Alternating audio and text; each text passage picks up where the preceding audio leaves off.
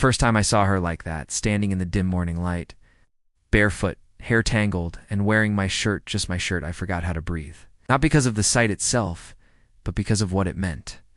She was no longer the stranger who'd crashed into my life by accident. She was home. It all started on a cold, rainy night. I was driving back from the office, exhausted and angry at the world. My company was collapsing, my investors were threatening to pull out, and my fiancé, my so-called partner, had just texted me to take a break. I didn't even know what that meant. The rain made it worse. I could barely see the road when my headlights caught a figure someone soaked, and trembling by the side of the highway, slammed the brakes and ran out. She was clutching a torn backpack, mascara running down her cheeks. Hey, are you okay?" I shouted over the storm. Her voice shook. "My car, ... it broke down. My phone, it's dead." I didn't know what else to do. She looked about 22, maybe younger, lost, frightened. But there was something else in her eyes, a kind of quiet strength. It's a kind you don't expect in someone that's small and fragile-looking.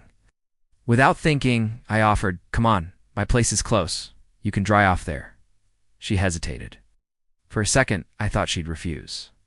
Then she nodded, shivering. My apartment wasn't much, mostly gray, cold, and too big for one person. I handed her a towel and one of my shirts while she waited for her clothes to dry. She disappeared into the bathroom, and when she came out, that's when I saw her barefoot, my white shirt falling halfway down her thighs. She looked ... peaceful, like she'd found safety in a place that hadn't felt safe in years. She gave a small, shy smile. "Sorry." This was the only thing that fit. And somehow, that single sentence changed something in me. Over the next few hours, she told me her name, Maya. She'd been running from a relationship that had turned toxic. The guy had drained her savings, left her with nothing, and when she tried to leave, he threatened her. That night, she'd finally escaped. "I just drove," she said softly, her voice cracking. I didn't even know where I was going. I just wanted to be far away. Something in her story hit too close to home. I knew what it felt like to lose everything, to stand on the edge and wonder if there was anything left worth holding on to. I did something I hadn't done in years. I cared. The days turned into weeks. Maya stayed longer than either of us expected. She got a job at a small cafe nearby, helped me organize my chaotic life, and filled my apartment with something I hadn't felt in a long time: warmth. She'd leave little notes on the fridge, she'd sing when she washed dishes, and somehow she made even silence feel alive. I found myself waiting for her laughter, for her stories, for her presence. And every morning I'd wake up early, make coffee, and watch her walk into the kitchen in that same white shirt, my shirts, smiling like she belonged there. But life, as always, wasn't done testing me. One evening, her past caught up. I came home to find the door slightly open, her bag on the floor, and a man shouting in the living room. "Thought you could run, huh, Maya?" barked.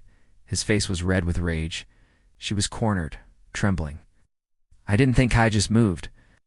I grabbed his arm, pulled him back, and shoved him toward the door. "She's not going anywhere with you," I said, my voice low but shaking. He laughed bitterly. "What are you, her savior?" "You don't know her like I do. I don't need to," I replied. "I just know you're done hurting her." The police came minutes later, thanks to a neighbor who'd heard the noise. As they took him away, Maya broke down. I held her, and she clung to me like her life depended on it. That night, she didn't say much. She just sat on the couch, wearing my shirt, staring at the city lights outside. "Why are you being so kind to me?" she whispered finally. I looked at her, realizing the truth in that moment. Because someone should have been kind to me when I needed it, and I won't make the same mistake the world made with me. She smiled through tears. For the first time, she looked like she believed she deserved better. Months later, things changed. My company stabilized, thanks to a new deal. Maya found her passion: painting. She filled our home with colors I didn't even know existed. One morning I woke up to the sound of her humming. She was in the kitchen, barefoot, making breakfast still in that same white shirt. I walked up behind her and whispered, "You know, I should probably start charging you for stealing my clothes." She laughed, turning around, "and ruin your favorite sight in the morning." I kissed her then, softly, realizing that the woman I once found lost in the rain had become the reason I believed in love again. Moral: sometimes the people who stumble into your life when everything's falling apart aren't accidents, they're answers. Healing doesn't always come with grand gestures or perfect timing. Sometimes it comes quietly in the form of a girl wearing your shirt and nothing else but trust.